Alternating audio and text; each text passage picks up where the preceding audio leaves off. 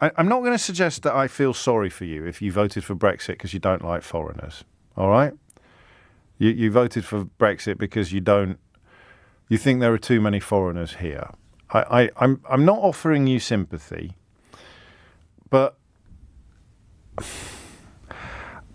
I understand how you ended up thinking that, even if you are not actually a racist. Okay? I understand how you ended up believing that the reason why things weren't going great in your life was because there were too many foreigners here. And the reason why you ended up believing that is because people kept bloody telling you. Okay?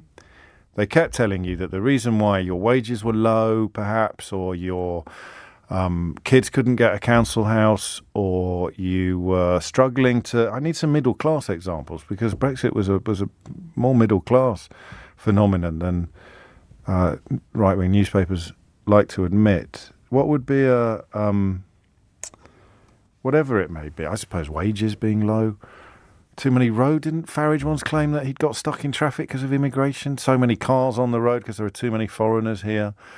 Whatever it might have been, the effort that went into persuading you that there were too many foreigners in this country was absolutely intrinsic to the success of Brexit. I very much doubt anyone's going to argue with me about that. I am not for a minute suggesting that there are not people listening to this programme who voted to leave the European Union for reasons that had absolutely nothing to do with the belief that there were too many foreigners here. You might perhaps have thought it was the wrong type of foreigners that we had coming here. But you cannot for a minute claim that they would have got over the line without the kind of people that would ring this programme in their hundreds to explain why immigration was the source of myriad problems for this country.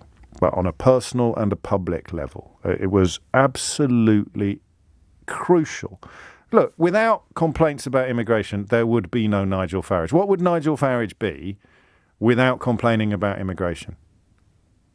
Answers on a postcard, please. What would he be? What would be his shtick if it wasn't complaining about there being too many people here from other countries? Yeah?